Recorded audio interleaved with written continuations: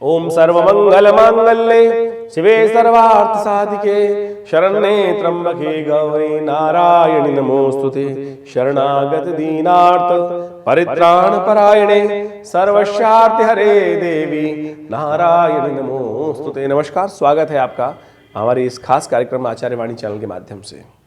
देखिए, आज हम लेके उपस्थित हैं मीन राशि वालों के लिए ग्रहों का योग कि जनवरी के अंतिम भाग में उनके लिए समय कैसा रहने वाला है। देखिए मीन राशि वालों, आपकी राशि के अनुसार से यदि हम बात करें तो ये जो समय आपके लिए आरंभ हुआ है 2024 बड़ा ही महत्वपूर्ण है आपके लिए। और जिस प्रकार का योग चल रहा है उन सब चीज़ों में आपको विशेष तौर पर ध्यान रखने की भी ज़रूरत है। 2024 में विशेष तौर पर जो विशेष तौर पर ग्रह है आपके ग्रह के स्वामी हैं बृहस्पति महाराज, और धन भाव में चल रहे हैं। पिछले 23 में भी वो धन भाव में चल रहे थे लेकिन राहु के साथ थे।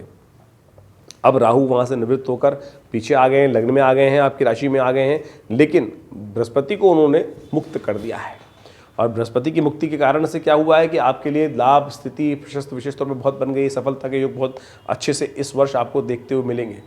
हमें दिखाई देता है कि आपका जो ग्राफ है, सफलता का ग्राफ है, धीरे धीरे और बिल्कुल मंथर गति से आगे बढ़ेगा। लेकिन वो जो भी मिलेगा धीरे धीरे प्रोग्रेस के चांसेस बहुत सुंदर बन सकते हैं। तो इसका आपको समय, देश काल परिस्थिति समझते हुए कार्य करने की ज़रूरत है। लेकिन राहु महाराज लग्न में चल रहे हैं, शनि महाराज 12वें भाव में चल रहे हैं, तो इन सब चीज़ों में बहुत ज़्यादा आपको बैलेंस होकर चलने की ज़रूरत है। समय को पहचानते हुए चलने की ज़रूरत है। हल्की सी कोताही कहीं ना कहीं बड़ा आघात कर सकती है। तो इस सब बातों को ध्यान रखते हुए आपको कार्य करना है। तो उसके लिए आपको विशेष तौर पर हमेशा समझते हुए कार्य करना है कि ग्रह आपको कहाँ किस तरफ ले जा रहे हैं। और जनवरी के अंतिम भाग में तो ग्रहों की गणना विशेष तौर पर यदि आप बात करें तो बहुत ही विशेष बनी हुई है। सूर्य महाराज जो आपके 11वें भाव में चल रहे हैं, लाभ वाले भाव में चल रहे हैं, उनके दोनों तरफ कई ग्रहों की युति चल रही है। उनसे एक घर पहले दशम भाव में आपके तीन ग्रह यानी आपके राज्य भाव में, सम्मान वाले भाव में शुक्र, विशेष तौर पर बुध और मंगल एक साथ विद्यमान हो गए हैं। उसके अगले भाव में 12वें भाव में शनि विद्यमान है। कहा जाता है ज्योतिष के दृष्टिकोण से यदि सूर्य के आसपास आगे पीछे बहुत सारे ग्रह हो जाए तो उपद्रवकारी योग बन जाते हैं। राज्यों को ध्यान रखना चाहिए, सरकारों को ध्यान रखना चाहिए, विशेष तौर पर सामंतों को ध्यान रखना चाहिए। तो अब भारत में तो इस वक्त बहुत विशेष योग बन रहा है, बहुत सारे कार्य चल रहे हैं जनवरी के अंतिम भाग में। तो ऐसे में कुछ उपद्रवकारी अशांत करने का देश को स्थिति बना सकते हैं। आपके मनोमस्तिष्क को भी शांत आपको रखते हुए कार्य करना है। ध्यान रखिएगा ग्रह गणना क्या क्या रही है उसको समझते हुए कार्य करें। 21 जनवरी से पहले बात करते हैं। 21 जनवरी को रविवार का अवसर, एकादशी तिथि, पुत्रदा एकादशी का योग, और आपकी राशि के अनुसार से ग्रह बड़े अनुकूल हैं और बहुत सारे आपके लिए लाभ की स्थिति बनाते दिखाई दे रहे हैं। बहुत सारे दोस्तों के साथ मिलकर कुछ ना कुछ कार्य होने के योग बन सकते हैं। लेकिन ध्यान रखिएगा कुछ समय लोग आपके मित्र जो हैं वो आपको लाभ देने के बजाय अपने अपने कामों में ही आपको लगाए रखेंगे, तो फिर आपके लिए समय बर्बाद होगा। ध्यान रखिएगा इस दिन एकादशी है, कोशिश करें भगवान विष्णु का स्तवन करें। स्वास्थ्य के दृष्टिकोण से शनि थोड़े से आपके लिए कहीं ना कहीं नुकसान देने का योग बना सकते हैं, तो उसका भी थोड़ा ध्यान रखने की ज़रूरत है। बृहस्पति भी आपके छठे भाव को देख रहे हैं, तो वो भी कहीं ना कहीं थोड़ा सा स्वास्थ्य के मामले में ध्यान रखिए। बड़ी सुंदर एकादशी है, ऐसे में चावल का दान करें, हो सके तो भगवान विष्णु का पूजन कर उनका चरणामृत ग्रहण करें। कहा जाता है उनका एक मंत्र, अकाल मृत्यु हरणम सर्व व्याधि विनाशनम विष्णु पादोत्कम पित्वा पुनर्जन्म न विद्यते। तो एकादशी के सुंदर योग में भगवान का विशेष तौर पर गंगा जल सबसे स्नान करा के, पूजन कराकर उनका चरणामृत श्रद्धा के साथ ग्रहण करें। देखिएगा ये आपके लिए बड़ा कल्याणकारी योग बनाएगा। 22 जनवरी को बड़ा सुंदर अवसर है। राम का मंदिर का निर्माण सुंदर आरंभ हो रहा है पूरे विश्व में। भारत के विशेष तौर पर सनातनियों के लिए बड़ा सुंदर दिवस है। ऐसे में ग्रह योग भी आपकी राशि के अनुसार से परिवर्तन की सूचना लेकर आ रहे हैं। कहीं ना कहीं से अच्छे आगे बढ़ने के योग आपके लिए बनते दिखाई दे रहे हैं। सुंदर तरीके से उसको आपको लाभ मिलेगा। और साथ साथ सर्वार्थ सिद्ध योग विद्यमान भी है। नए कार्य आरंभ करने के लिए दिन अच्छा बना हुआ है, तो इस सबका आपको लाभ रहेगा। 23 जनवरी की यदि हम बात करें तो आपके लिए विशेष तौर पर सुंदर रहेगा। शुक्र के साथ चंद्रमा का योग जिस प्रकार का बन रहा है चतुर्थ भाव में, ये स्वास्थ्य के दृष्टिकोण से थोड़ा सा ध्यान रखने की ज़रूरत है। पेट संबंधित रोग थोड़ा सा कहीं ना कहीं कष्ट देने के योग बना सकते हैं, ध्यान रखते हुए कार्य करने की ज़रूरत है। इस दिन भौम प्रदोष पड़ रहा है। कहा जाता है कि ऋणों से निवृत्ति के लिए सुंदर मंगल का उपाय यदि कर लिया जाए तो ऋण से, कष्टों से निवृत्ति करने का योग बन जाता है। और साथ साथ क्या करना चाहिए, भगवान शिव का स्तवन, भगवान हनुमान जी का स्तवन यदि करें तो बहुत सुंदर रहेगा। हमने भी विवेकानंद योगाश्रम में सुंदरकांड का सुंदर पाठ रखा हुआ है। आप भी इसमें सुंदर तरीके से सम्मिलित होकर लाभ के योग बना सकते हैं। और जो अपने नाम से इसमें सम्मिलित होना चाहते हैं उसके लिए नंबर सामने स्क्रीन पर चल रहे हैं, उन पर फ़ोन करके आप व्यवस्था को जान सकते हैं। 24 जनवरी को ग्रहों की गणना विशेष तौर पर दिखा रही है कि चतुर्दशी का अवसर ग्रह आपके बड़े अनुकूल हैं। यदि देखें तो बहुत सुंदर तरीके से आगे बढ़ने के योग अच्छे बनेंगे आपके लिए, लेकिन थोड़ा ध्यान रखना पड़ेगा आपको विशेष तौर पर अननेसेसरी के कम चक्कर में ना फंसें।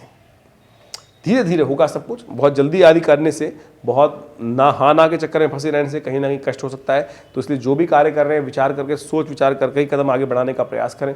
बार बार आगे बढ़कर फिर पीछे की तरफ खींचना सम और मनोविचारों में विशेष तौर पर अस्थिरता रहना, ये थोड़ा सा कष्टकारी योग बन सकता है। तो इसका ध्यान रखते हुए कार्य करना है आपको। 25 जनवरी को ग्रह गणना विशेष तौर पर दिखा रही है पूर्णिमा, बृहस्पतिवार के दिन पूर्णिमा का सुंदर योग पड़ रहा है। पौषी पूर्णिमा बृहस्पतिवार की पड़े तो कहा जाता है कई प्रकार से उन्नति के योग बनाती है।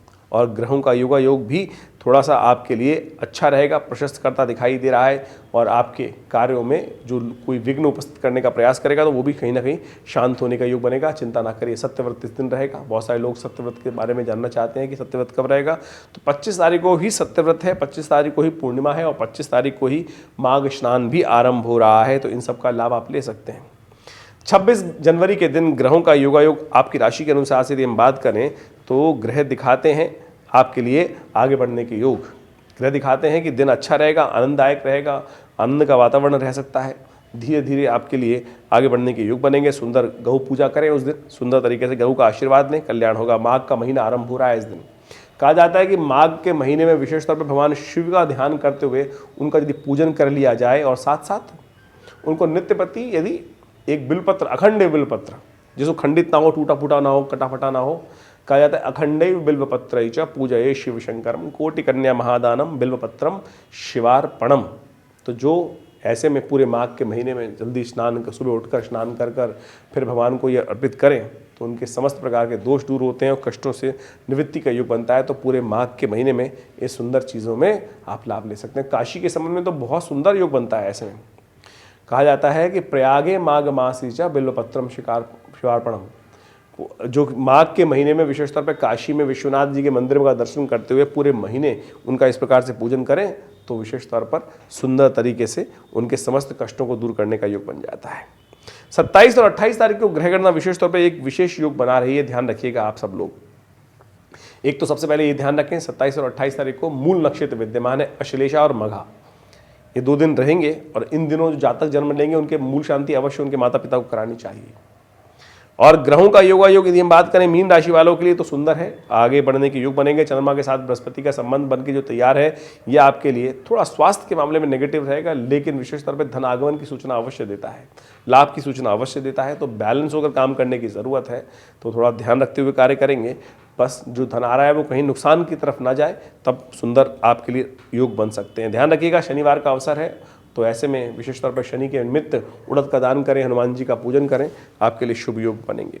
28 तारीख को रविवार का अवसर, तृतीया तिथि और भद्रा है शाम को 4:35 के बाद।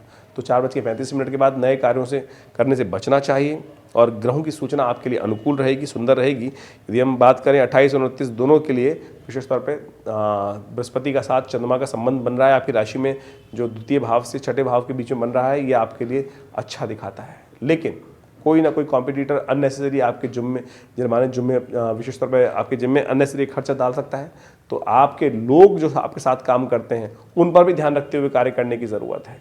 तो धन आगमन के पूर्ण योग बन सकते हैं, लेकिन फिर भी उसके लिए आपको थोड़ा ध्यान रखते हुए कार्य करना है। आपके द्वारा जो 7 लोग काम कर रहे हैं वो कहीं ना कहीं कुताही बरतेंगे और वो कहीं ना कहीं नुकसान देने के योग बना सकते हैं। 29 तारीख को संकष्टी चतुर्थी है और साथ साथ तिलकुटा का व्रत है। संतान के लिए, जीवन में आगे बढ़ने के लिए इस दिन विशेष तौर पर भगवान गणेश का पूजन किया जाता है। तिल के द्वारा कुछ आहुतियाँ गणेश जी की अर्पित की जाती हैं, तिल के मोदक उन्हें अर्पित किए जाते हैं। तो अपने पितरों के निमित्त भी तिल से तर्पण करने का सुंदर प्रयास करना चाहिए। कहा जाता है कि संतान के जीवन में कोई कष्ट चल रहा हो तो इस उपाय को कर उनके जीवन में कष्टों को दूर करने का सुंदर मार्ग प्राप्त किया जा सकता है। तो अवश्य इन सब कार्यों को कर लाभ लीजिए, कल्याण होगा। 30 तारीख की यदि हम बात करें तो उस दिन ग्रहों की गणना बहुत सुंदर परिवर्तन की तरफ दिखाई दे रही है मीन राशि वालों के लिए, और ये परिवर्तन बहुत पॉजिटिव रहेगा, नई शक्ति का संचार करेगा। सर्वार्थ सिद्धि योग विद्यमान है। 30 और 31 तारीख के दोनों ग्रहों के योगायोग आपके लिए अच्छे पॉजिटिव रिजल्ट लाने के लिए योग बनाते हैं।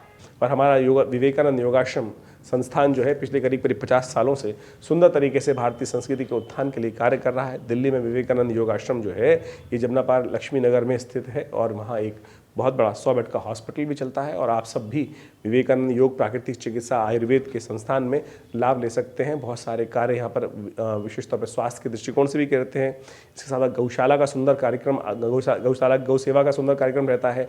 नित्य प्रति 8 घंटे करीब पिछले 50 सालों से यज्ञ की सुंदर व्यवस्था है और रविवार को उस यज्ञ में सब लोग सम्मिलित हो सकते हैं और माँ भगवती का दर्शन कर सकते हैं। जो माँ भगवती का श्री विग्रह 1947 में विशेष तौर पर मुल्तान से यहाँ पधारा, करीब करीब 400 साल पुराना भगवती का चमत्कारी शिव विग्रह है और वो प्रतिष्ठित है माँ भगवती का। उनका दर्शन कर कर आप समस्त प्रकार के कष्टों को दूर करने का योग बनाएं। रविवार वाले यज्ञ में आप सब लोग सादर आमंत्रित हैं। विशेष जानकारी के लिए आप नीचे दिए गए फ़ोन नंबर्स पर संपर्क साध सकते हैं। नमस्कार, धन्यवाद।